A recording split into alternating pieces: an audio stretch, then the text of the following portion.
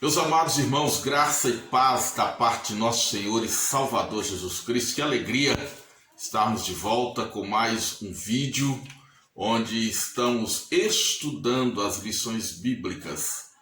Casa Publicadora das Assembleias de Deus, segundo trimestre do ano de 2021, estudando o tema dons espirituais e ministeriais, servindo a Deus e aos homens com poder extraordinário. Nós estamos, desta feita, estudando a lição de número 11. Essa lição que traz como tema o presbítero, bispo ou ancião. Portanto, três termos com o mesmo significado. Nós vamos aprender um pouco mais sobre essa função. Lembrando que nós terminamos de estudar os 5 ministérios: o ministério de apóstolo, ministério de profeta, evangelista, pastores e mestre. E agora vamos então estudar as funções eclesiásticas. Nós temos pelo menos 2 funções eclesiásticas ou funções relacionadas à igreja local ou à vida comunitária da igreja. O presbítero e o diácono são essas funções apresentadas na Bíblia Sagrada. Nosso texto áureo: por esta causa te deixei em Creta, para que pusesses em boa ordem as coisas que ainda restam, e de cidade em cidade estabelecestes presbíteros. Epístola do apóstolo Paulo a Tito, capítulo 1, versículo de número 5. Verdade prática: o presbitério deve ser constituído por pessoas idôneas para auxiliar na administração da igreja local. Portanto, o objetivo que nós temos nessa lição é realmente conhecer a importância da função dos presbíteros na igreja do Senhor Jesus. Nós observamos que no estudo dos ministérios nós temos os dons ministeriais. Esses dons ministeriais, eles são capacitações dadas por Deus a homens para a edificação, para o aperfeiçoamento da sua igreja.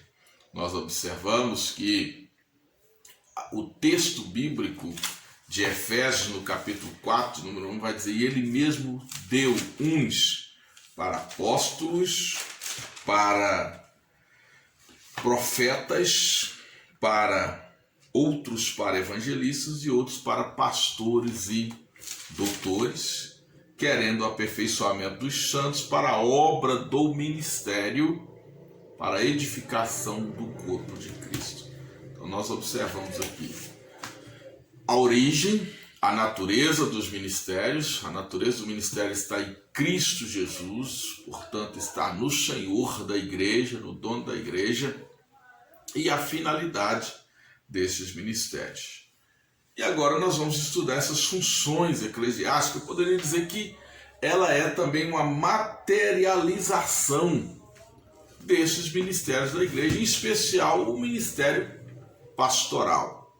Eu disse na lição do estudo sobre evangelistas que você pode ter uma função eclesiástica e um dom ministerial. Talvez pela nossa forma de composição e de organização da igreja, isso fica um pouco difícil de ser compreendido. O que nós chamamos de ministério, inclusive nas Assembleias de Deus, o ministério eclesiástico, composto às vezes pelo diácono, pelo presbítero, pelos evangelistas, pelos pastores, como nós assim o conhecemos, ele difere um pouco do que a Bíblia ensina a respeito disso, porque é uma organização estrutural e não uma organização espiritual. Agora, no sentido como está a Bíblia, é uma organização mais espiritual do que estrutural. Então, por exemplo, eu disse que o diácono Filipe, ele era evangelista. Você pode entender isso? Ele, de função eclesiástica era diácono, foi escolhido pela igreja, foi eleito pela igreja para ser diácono. Mas na sua vocação ministerial, ele era evangelista e desenvolveu esse trabalho, fazendo a igreja crescer em Samaria de uma forma extraordinária, evangelizando o etíope, o eunuco da rainha de Candace, e depois se achou em Zoar, também ali ministrando a palavra do Senhor Jesus. Então é importante. Pedro era apóstolo e era também presbítero. Ele diz: eu que sou presbítero como vocês, porque ele tinha uma função na igreja local. Paulo, porém, era apenas apóstolo, porque Paulo não desenvolveu funções de liderança na igreja local. Ele plantava a igreja e estabelecia presbíteros, ou estabelecia pessoas para administrar aquela igreja, para estar ali naquela igreja. Um deles é Tito, nosso texto áureo, quando ele escreve a Tito: por esta causa eu te deixei em Creta. Então ele estabeleceu Tito como um supervisor, como um governo, como um líder daquela igreja, os chamados presbíteros.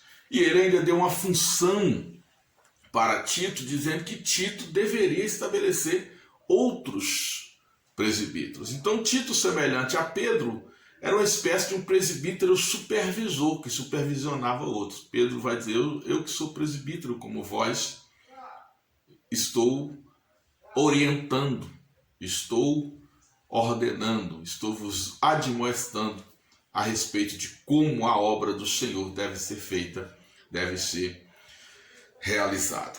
O nosso primeiro tópico da nossa lição, feito aqui essa breve síntese, diz assim: a escolha dos presbíteros. Primeiro ponto de significado da função. Nós vamos observar que a palavra presbítero vem do grego presbíteros, que é uma forma comparativa da palavra grega presbis, que vai significar uma pessoa mais idosa, um ancião, uma pessoa com mais experiência, uma pessoa com mais vivência, uma pessoa com a capacidade de administrar uma comunidade ou de liderar uma comunidade. A gente sabe que na cultura judaica o ancião ele tinha um reconhecimento muito grande, tinha um valor muito grande, então era comum que os anciãos fossem ouvidos acerca de qualquer coisa, fossem as pessoas com direito de aconselhar, com direito de instruir as pessoas mais novas, portanto, com direito de liderar. Então, essa palavra presbítero vai significar o ancião.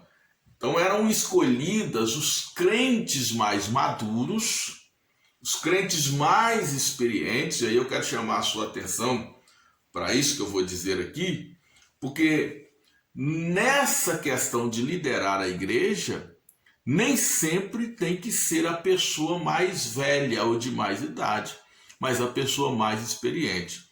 Experiência não está diretamente relacionada com a idade, mas a experiência está relacionada com a vivência.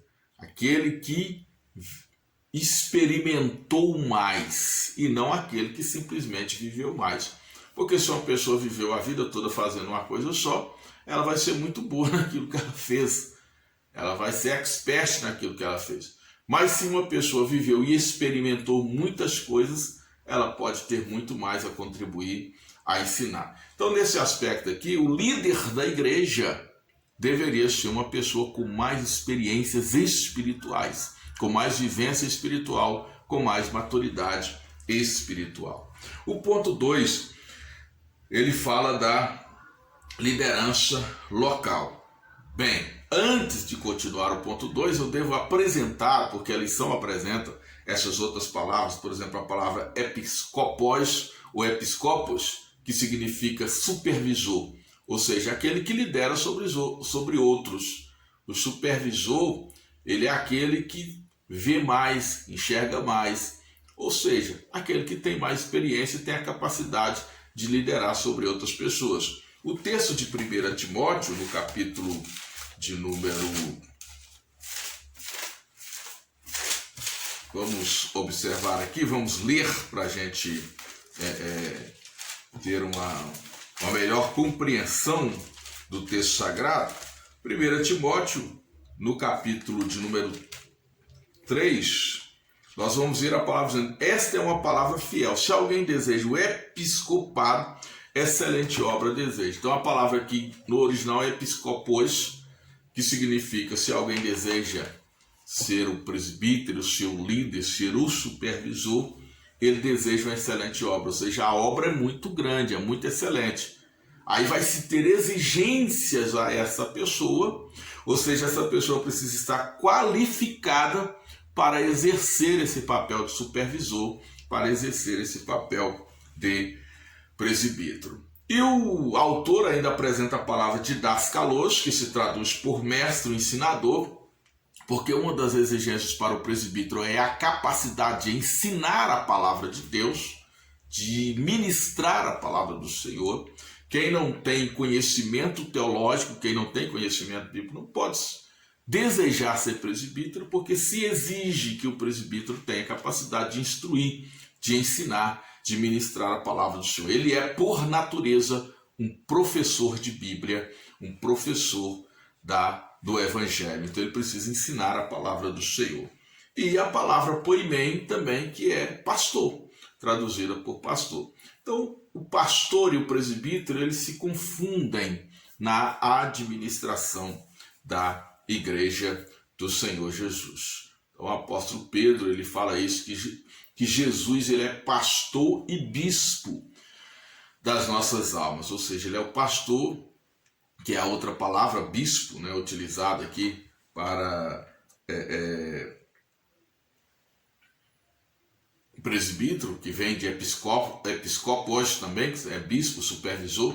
Então Jesus é pastor e bispo, é supervisor das nossas almas. E então o pastor, ele na maioria das vezes, ele é uma liderança local, diferente do evangelista, diferente do apóstolo, diferente do profeta.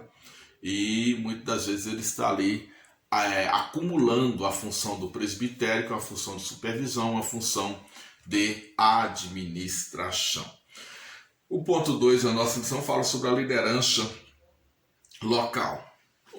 Quando a igreja começou a se organizar comunitariamente, ela precisou dessa liderança local, ela precisou estar organizada, ela precisou ter líder. Imagina uma comunidade que ninguém lidera, qualquer um vai chegar, vai começar o culto, qualquer um vai chegar, vai pregar, vai ensinar. Então os apóstolos, em especial o apóstolo Paulo, ele cuidou para que não fosse assim. E em especial ele vai chamar Tito, nós temos aqui essa referência bíblica, Tito capítulo 4, ou seja, Tito capítulo 1, Tito capítulo 1, versículo de número 4, que diz: a Tito, meu verdadeiro filho, segundo a fé comum, graça, misericórdia e paz da parte de Deus Pai e da do Senhor Jesus Cristo, nosso Salvador. Por esta causa te deixei em Creta, para que pusesse em boa ordem as coisas que ainda restam, e de cidade em cidade estabelecesse presbíteros, como já te mandei. E aí ele vai dar então essa instrução para Tito cuidar da igreja que estava na ilha de Creta, que era uma ilha grega, onde a igreja havia sido estabelecida, e Paulo está deixando Tito ali para organizar a igreja local. Então, como presbítero, Tito é um líder da igreja local. E aí ele vai dizer que ele deveria colocar outros presbíteros, aquele que for irrepreensível, marido de uma mulher, que tenha filhos fiéis, que não possa ser acusado de dissolução, nem são desobedientes, porque convém que o bispo seja irrepreensível como dispenseiro da casa de Deus, não soberbo, nem iracundo, nem dado ao vinho, nem espancador, nem cobiçoso de torpe ganância, mas dado à hospitalidade, amigo do bem, moderado, justo, santo e temperante, retendo firme a fiel palavra, que é conforme a doutrina, para que seja poderoso tanto para admoestar com a sã doutrina, como para convencer os contradizentes. Observe que todos os requisitos, e nós vamos falar deles aqui um pouquinho mais no terceiro ponto, mas você tem aqui essa função local do presbitério. Fica muito claro aqui pelo texto que nós lemos e pelo que nós já observamos, que o presbítero tem essa função pastoral, tá? Dentro da comunidade local. A igreja local precisa de presbíteros, a igreja local precisa de pastores que a administrem, pastores que a supervisionem, e esses pastores recebiam o título eclesiástico de presbíteros, supervisores, bispos, anciãos, aqueles que administravam a igreja local, a comunidade local. E aí o terceiro ponto vai falar sobre essas qualificações.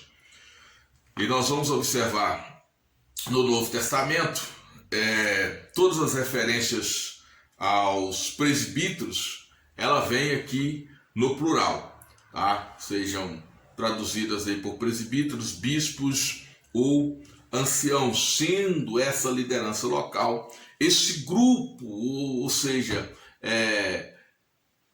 essas pessoas com as qualidades colocadas principalmente pelo apóstolo Paulo, quando escreve a Timóteo e quando escreve a Tito. Nós vemos que o presbítero ele é o quê? Um apacentador de ovelhas, ele é um instrutor de vidas, ele é um administrador dos bens da igreja. Por isso Paulo está falando com Tito que ele seria o quê? Um dispenseiro. Um dispenseiro é aquele que cuida da dispensa, aquele que administra. E aí ele vai ter que ter essa qualidade, ou seja, ele vai ter que ter essa qualificação para administrar. Ele não pode ser um dissoluto, um gastador, um devedor, uma pessoa que não consegue controlar suas próprias finanças. Depois ele não pode ser uma pessoa de moral duvidosa. Ele não pode ser um ébrio contumaz, uma pessoa que beberrona, uma pessoa que entregue ao vinho. Isso era condenado ali na cultura cristã. Uma pessoa que não tinha controle ou que era viciada, ela não podia ser um presbítero. Para nós isso significa que uma pessoa repreensível, uma pessoa que cai em pecado constantemente, uma pessoa repreensível, que está incorrendo constantemente em erros, que não dá um bom exemplo, que não é um bom crente, que não vive dentro de um padrão ético cristão, conforme a Bíblia exige, ela não pode ser uma gestora da igreja. Ela não pode ser uma administradora da igreja. Ela não pode ser um pastor do rebanho local, porque ele vai ser o maior ícone da igreja ali, a maior figura. Alguém diz tal pastor, tal é a igreja. Não é assim? A igreja é a cara do seu pastor. A igreja é a cara do seu pastor. Então o pastor é o maior exemplo. Nós vamos ver Paulo dizendo, sede meus imitadores como eu sou de Deus. Nós somos chamados a imitar a Cristo. E Cristo precisa ser visto na vida desse pastor, desse presbítero, que vai estar ali admoestando, ensinando a igreja com sua experiência, com seu exemplo, com a sua capacidade dada por Deus para assim o fazer. Então, quais são as qualificações que se exigem desse pastor? Aí a gente volta aqui para 1 Timóteo, capítulo de número 3, que diz, se alguém deseja o episcopado, excelente obra deseja. Versículo 2, convém. Quais são as conveniências, quais são as exigências que se tem para o presbítero? Convém, pois, que o bispo seja irrepreensível.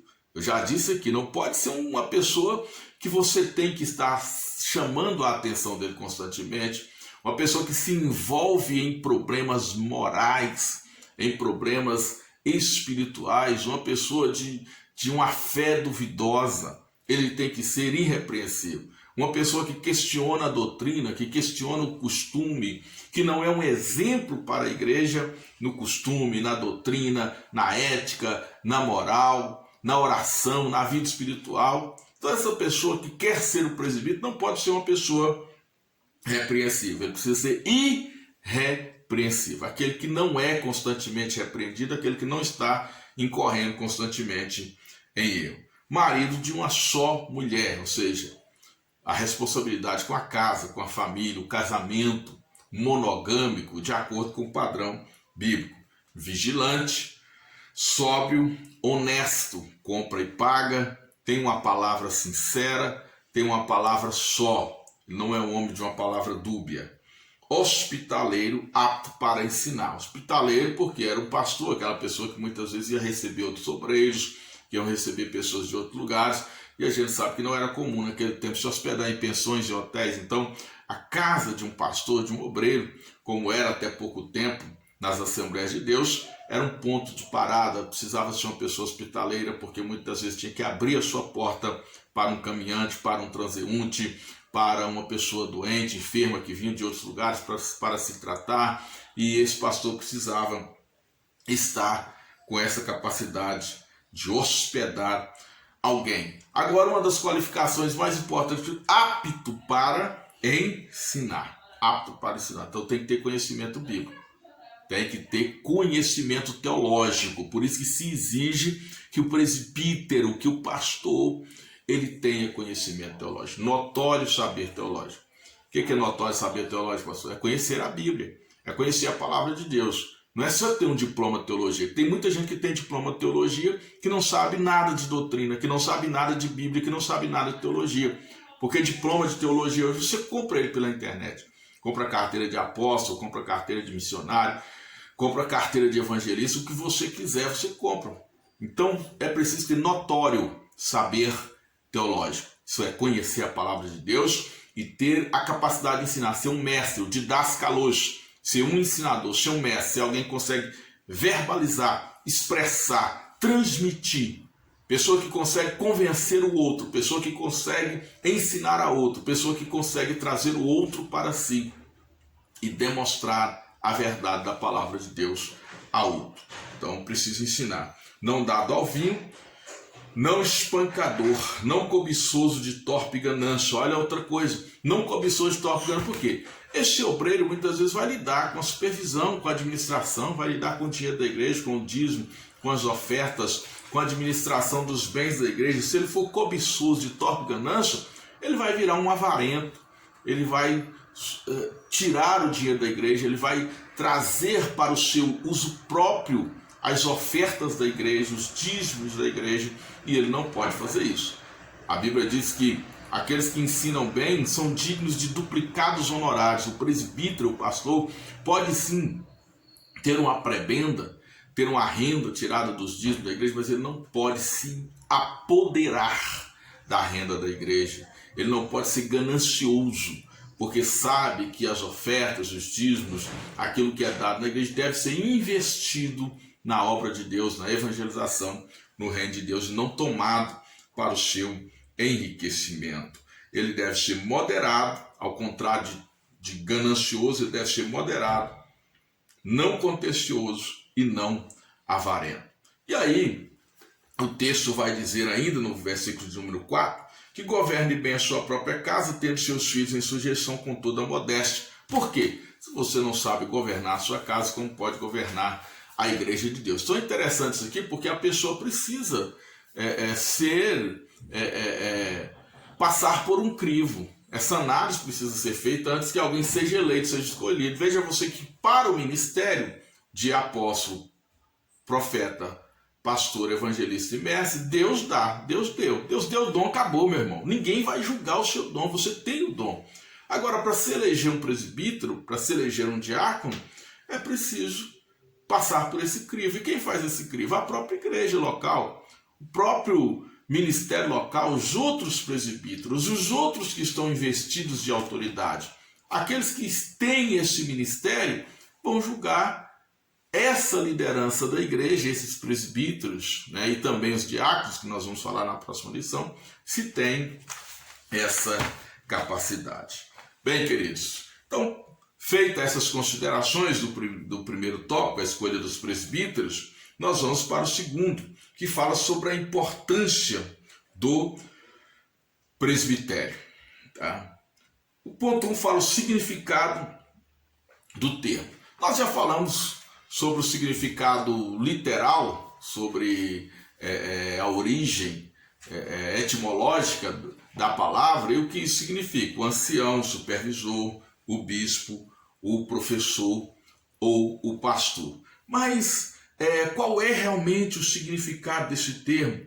Esse termo presbítero significa aquele que tem a capacidade de aconselhar, aquele que é reconhecido como uma autoridade comunitária, como uma autoridade.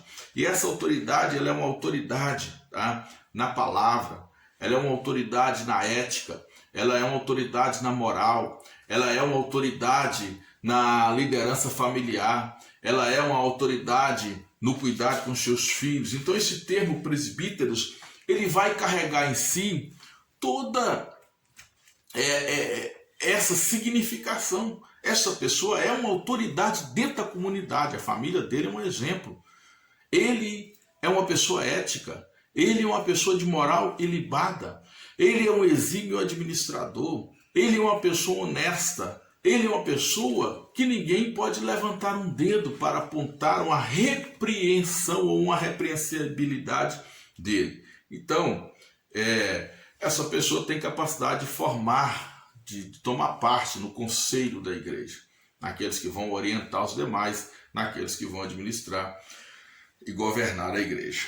O ponto 2 fala sobre a atuação do presbitério. A gente sabe que desde o concílio de Jerusalém se reuniram ali os presbíteros da igreja para decidir acerca das questões doutrinárias da igreja. Então, esses presbíteros, desde a igreja primitiva, são as pessoas que vão trabalhar ali no aconselhamento, na definição da composição dos estatutos, dos regimentos, na composição daquilo que deve ser convencionado para que a igreja possa caminhar dentro daquelas orientações. Nós sabemos que, além de ser uma comunidade espiritual, nós somos uma comunidade social. Então, nesse aspecto, os presbíteros eles têm essa capacidade de debater, de legislar sobre determinado assunto, de dar parecer, tá? De convencionar, de formar ali um concílio e chegar a uma conclusão de como a igreja deve se comportar diante de determinadas situações. Ainda nós temos aí os conselhos de éticas que vão julgar outras situações, vão disciplinar, vão fazer aquilo que precisa ser para o bem-estar da igreja do Senhor, nosso Deus. O terceiro ponto, sobre a valorização do presbitério. Eu disse aqui que a Bíblia fala que os presbíteros que governam bem devem ser estimados por dignos de duplicada honra, principalmente os que trabalham na palavra e na doutrina, conforme 1 Timóteo 5:17. Então está citando aqui, queridos, aqueles que muitas das vezes dão o seu tempo, dedicam o seu tempo ao ensino da palavra, à administração da igreja. Hoje nós temos, em especial na Assembleia de Deus, aqueles que servem voluntariamente e aqueles que nós chamamos que servem de dedicação exclusiva, que pode ser um pastor, que pode ser também um presbítero, um administrador da igreja, ou esse pastor que exerce essa função de supervisor, de administrador da igreja do Senhor Jesus. Então nós sabemos que o presbitério ele é de vital importância ao desenvolvimento da igreja local, da organização da igreja local, da ordenação do corpo de Cristo. É lamentável que muitas igrejas não têm presbítero. Em certo ministério, eu ouvi um pastor comentando, dizendo: olha, eu não consagro mais presbíteros.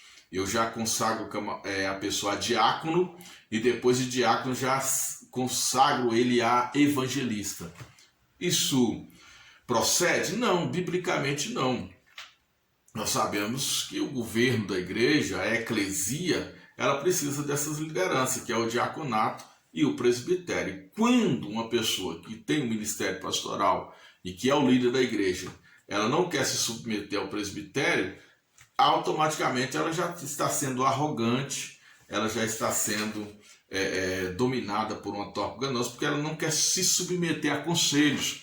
E a Bíblia diz que na multidão de conselhos há sabedoria, tá? Mas na falta de conselho as pessoas se perdem. Então é preciso ter esse cuidado para estabelecer presbíteros. Paulo diz que Tito deveria estabelecer presbíteros na igreja. Bom, concluindo aqui o terceiro ponto, qual os deveres do presbitério?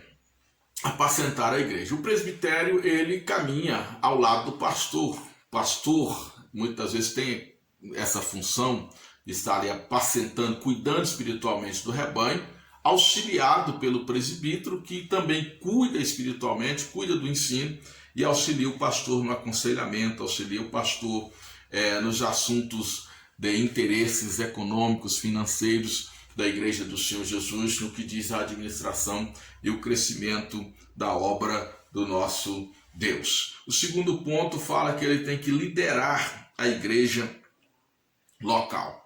Nós vemos que, pelo que a Bíblia mostra a respeito do presbítero, ele sempre trouxe as duas funções, que era o quê? Governo e ensino. Quem deseja o episcopado, a supervisão, o governo, a excelente obra deseja, convém. E aí dentro desse convém, que são as qualificações, as qualidades, nós temos que ele também deve ser apto para ensinar. Então esse presbítero ele tem essa função de governar a igreja local e ele tem também essa função de ensinar na igreja local, com uma premissa muito importante. Nós não fomos chamados para sermos servidos, nós fomos chamados para servir. Eu sempre digo às pessoas que nós temos que ter um cuidado, porque a gente, na verdade, não acumula, ou seja, a gente, na verdade, não sobe de degrau. Vou subir de degrau, ser diácono, presbítero, evangelista, pastor, estou subindo. Não, primeiro que você está acumulando funções. Quando você é diácono, você é só diácono. Você é presbítero, diácono e presbítero. Você é evangelista, diácono, presbítero, evangelista. Você é pastor. Você acumulou todas essas funções para quê? Para servir melhor a igreja do Senhor Jesus. Sem querer confundir os dons com as funções eclesiásticas, mas só para a gente trazer para essa forma como é feito na igreja hoje, na maioria das igrejas evangélicas, e você compreender que nós somos chamados para servir e não para sermos servidos. Essa liderança da igreja local não é uma liderança de superioridade, mas é uma liderança servidora. Eu preciso servir a igreja, porque o chefe, ele manda, mas o líder conduz. Tá? E o líder, ele conduz pelo exemplo, ele conquista pessoas que decidem ali seguir pelo exemplo, pela capacidade que ele tem, por ter essa capacidade de abrir portas, de abrir caminhos. Ele é aquele que está junto com as pessoas, onde a coisa mais pega, onde a coisa é mais temerosa, ele vai à frente para trazer segurança ao rebanho, para trazer segurança àqueles que lhe está seguindo. Enquanto o outro, com espírito de chefia, ele vai mandar, né? É do tipo, faça o que eu mando e não olha o que eu faço. Se eu estou mandando, vai. E muitas vezes expõe as pessoas a um risco, a uma dificuldade. E na liderança cristã não é assim. Bom, terceiro ponto aqui, ungir os enfermos. Ungir enfermo. Hoje está uma banalização com esse negócio de ungir. Todo mundo quer ungir. Me dá óleo para me levar para casa. Me vende óleo, compra óleo, troca óleo, e unge porta, e unge chave de carro. A Bíblia fala sobre a unção, e Tiago capítulo 5, versículo 14 é o texto mais expresso que nós temos a respeito da unção, onde nós vamos encontrar o texto bíblico nos dizendo aqui o seguinte: está alguém entre vós doente? Chame os presbíteros da igreja e orem sobre ele, ungindo com azeite em nome do Senhor. E a oração da fé salvará o doente, e o Senhor levantará, e se houver cometido pecado, serão perdoados. Então veja que chame os presbíteros. Primeiro, nós temos vários presbíteros na igreja. Então uma igreja só com muitos presbíteros é um conselho, é um grupo de pessoas capacitadas para liderar a igreja e para administrar a igreja tanto organizacionalmente como espiritualmente. Tá? Então são pessoas sábias, inteligentes, dotadas de capacidades, de intelectualidade, também de espiritualidade para conduzir a igreja do Senhor. E essas pessoas é quem tem autoridade para ungir. Não é qualquer um que deve chegar e estar ungindo as pessoas, mas os presbíteros. E quando fala do presbítero, fala também do pastor, do evangelista, que tem um ministério, que tem um dom dado pelo Senhor para realizar essa obra, para realizar este trabalho. Então, queridos, é muito importante que nós entendamos o que é o presbítero, que nós entendamos qual a importância do presbitério na igreja e quais são os deveres do presbítero na igreja. Eu espero que você tenha compreendido essa lição e que você comece a orar pela igreja do Senhor. Na Assembleia de Deus, se adotou convencionalmente que o presbítero seria um auxiliar do pastor, uma pessoa que estaria ao lado do pastor. Então nós temos aí uma composição hierárquica, tá? Essa composição hierárquica, ela não é diretamente o que a Bíblia ensina, mas é um convencionamento. E esse convencionamento não traz prejuízo, mas traz organização. Por isso, assim é feito, assim é tratado. E nesses 110 anos de Assembleia de Deus no Brasil, que estaremos completando agora no dia 18 de junho, as coisas têm funcionado muito bem e que o nome de Jesus continue sendo glorificado na vida do povo assembleiano, na nossa vida, nós que somos assembleianos, e que nós continuamos tendo aí as nossas vocações ministeriais bem distinguidas e presentes na igreja para a edificação do corpo de Cristo, para o engrandecimento do reino de Deus, e também as funções eclesiásticas sendo operadas, tá, de forma bem estruturada, com qualificação adequada, para que a igreja continue crescendo e o nome de Jesus seja glorificado. Fique na paz do Senhor Jesus e até a próxima lição, se Deus quiser.